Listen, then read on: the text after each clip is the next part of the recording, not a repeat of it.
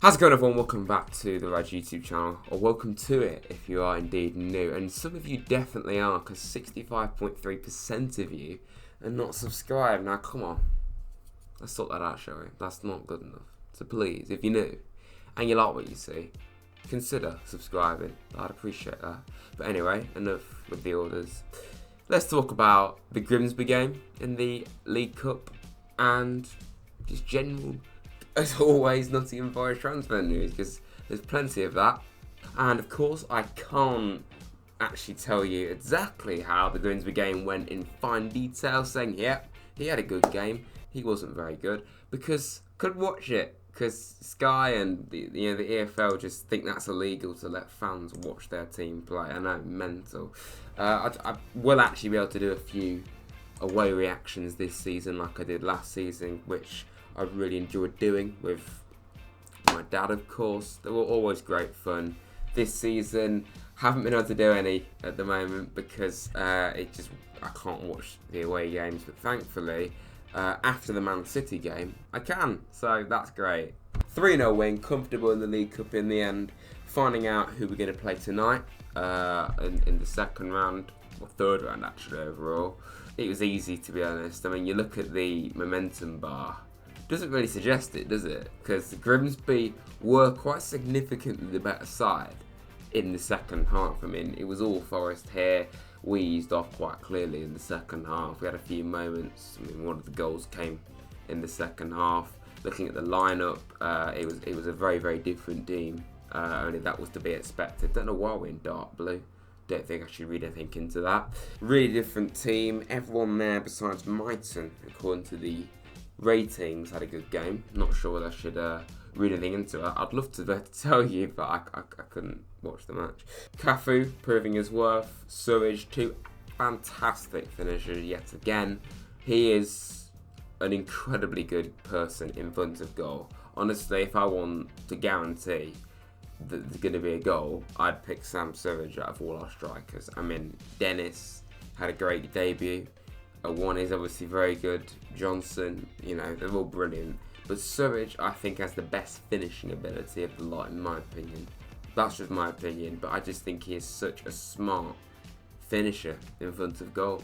Yatesy coming back, I'm just so happy for him. He deserves everything, and he deserves to play. He deserves to start still, but he's got a big job on his hands with the amount of quality we've got in this team. But look at how much we are just so impressed with Mangala and O'Brien.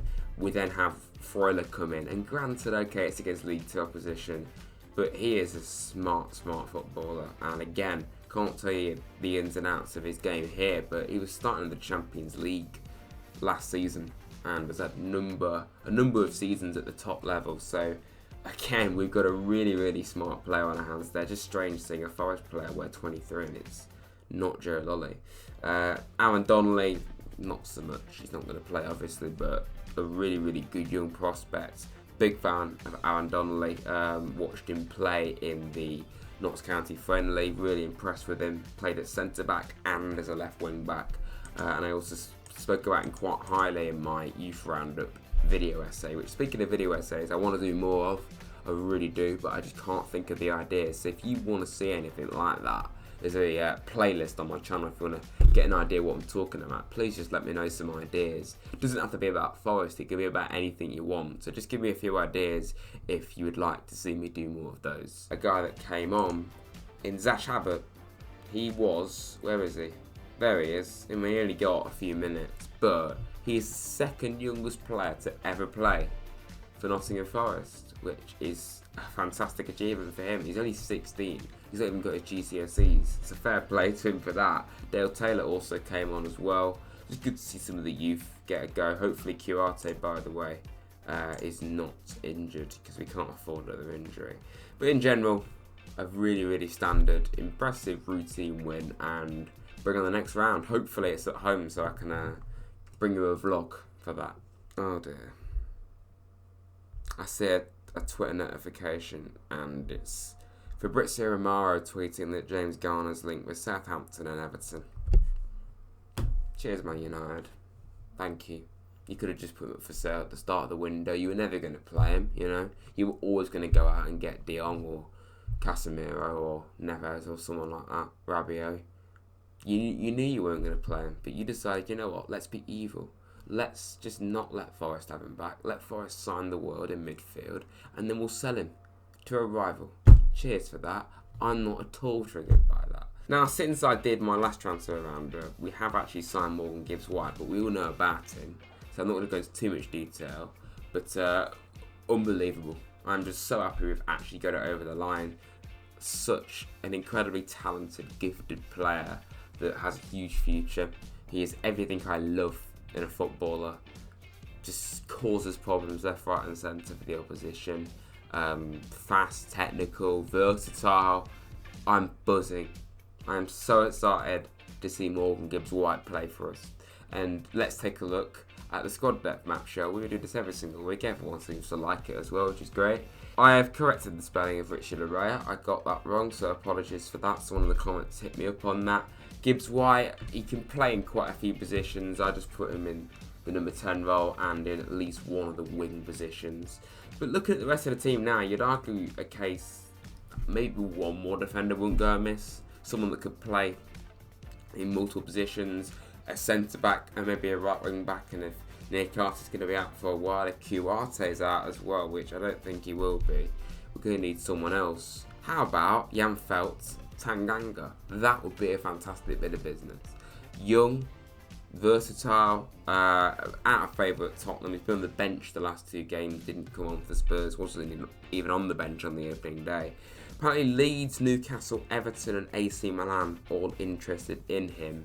I think this would be a really smart bit of business. It would fit the kind of transfer model that we like to use under Cooper and Dave Murphy. So I think it would be really smart, and it probably would allow Biancon to be used a bit more freely. He could be used as a centre-back and a right-back, not just committing to being the backup to Nico Williams, and it just gives us a bit of extra depth there. So I'd say, especially when you realise we had Richard Araya technically as the third right wing back, if we could get someone in that can play there as well as somewhere else, like Tanganga, then I think it would be a good bit of business. The only thing that could hold it back is the amount of money. The initial fee being the Porter was about £16 million, which I think is really quite a lot of money for him. I think maybe a loan would be more useful. We only have one loan left. We've not been loan heavy this market, thankfully, which would actually give us the chance of keeping hold of this squad longer than 1 season. There is actually another player from Tottenham that we're being linked with who wouldn't make as much sense. He's actually a left wing back, or just a left back. Sergio Reguilon. Now, obviously, this guy's a lot more high calibre. He's slightly older, 25. He joined Spurs from Real Madrid for 27 million in 2020. 6 caps for Spain. Not featured once this season, though. He has had a bit of criticism. I don't particularly think he suits Conte's system. Obviously, with Perisic in the club now, he's going to play more on that left-hand side. And he's not going to play on the right as well. And obviously with Ben Davies too, he is definitely out of favour. And I think Spurs want to loan him out or permanently sell him. And he's been linked with both to Forest. I mean, I suppose with the injury to Richards, it would make sense. But I don't really see why we'd need him permanently. Maybe a loan. But I personally think if we're going to sign another defender, get someone that can play on the right as well as the centre.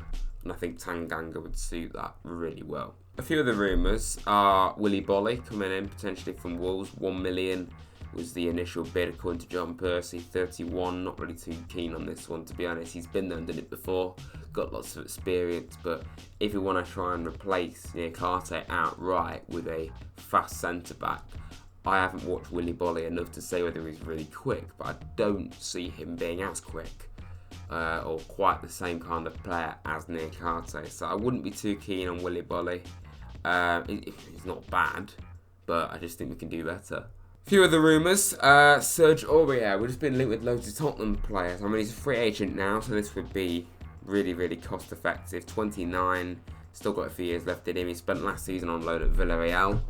Got 24 appearances in total, over 100 appearances for Spurs. I mean, he was a bit inconsistent when he was in England last with Tottenham, but at a lower level he could do a good job. I don't really think it's too much of a concern whether he can do the job or not. If our recruitment team think he's good enough, then I think he's good enough. But it's just a personal choice, really, isn't it? Sergio Aurier, I mean, he'll bring a huge amount of experience and incredible squad depth. But wait and see on that one. Personally, out of all these players here, I would want Tanganga. I think he probably is the least proven out of all these players, but he could definitely prove himself, which is obviously what unproven players can do. They can go on to prove themselves, and I just think it would fit our system the best. There is one more player as well, ex-Everton loanee, Suribe, I think that's how you say his name. Again, another free agent, so it wouldn't cost anything. He can play on both sides though, 30 years of age. Won the World Cup a few years ago with France, 18 appearances for France. He played 17 times last season for Monaco. Again, can't really comment on what he's like as a player because I haven't really watched him enough to really give you a good idea as to what he's like as a player. I know more about Aurier and definitely Tanganga, both of those two. Again, it would be excellent experience, great squad depth without a shadow of a doubt, but I just feel like we can do better. One more player that's been rehashed recently, Josh Bowler. We've mentioned this a few weeks ago, how the interest came back and then it kind of went away, and now it has come back again. Wouldn't cost that much, 2.5 million is potentially the reported fee. Fulham, Bournemouth, Watford are interested in him. I personally feel we could do better. We could go for higher. However, you've got to ask the question, with Alex Mighton being linked with a move away on loan to Hearts, and maybe a Championship club might come calling as well, would you prefer Bowler to Mighton? Probably yes, because he's a bit more bulked up and probably more suitable for what we need right now. I think Mighton's an excellent young player, but he needs regular game time. So maybe that is what we may end up doing. For the money we have spent this window, it wouldn't cost that much. And I just think overall, maybe from his personal career point of view, it wouldn't be the best move because he'd go from being the star to just hardly playing. But I think it would be a pretty smart bit of business. But I'll take or leave it, to be honest. If it does happen, then cool. If it doesn't, then cool. But it's not all about what I think. What do you think, everyone? What do you think? Do you think we should be signing some of these players? If so, who? Any other areas where you feel like we should be potentially improving or getting rid of, to be honest? I mean, the only other player that may be leaving, I personally think, is Lyle Taylor. He hasn't actually been linked with any specific club, but it's been reported that he is free to leave before the end of the window, which is actually a week from now. But that really is it for my transfer roundup. This is probably the last one I'm going to do this summer, so I'll do these again in January.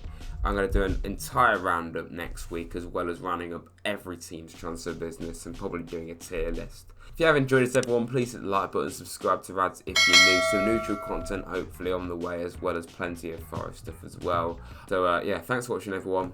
I'll see you very soon.